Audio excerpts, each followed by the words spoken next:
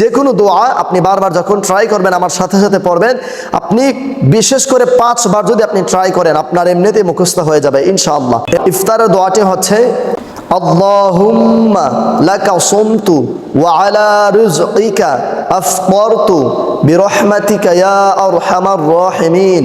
আপনি আবার একটু খেয়াল করুন, আল্লাহুম্মা লাকা সুমতু ওয়া আলা রিজকিকা আফতারতু বিরহমাতিকা ইয়া আরহামার রাহিমিন। আরেকবার পড়ুন, আল্লাহুম্মা লাকা সুমতু ওয়া আলা রিজকিকা আফতারতু বিরহমাতিকা ইয়া আরহামার রাহিমিন।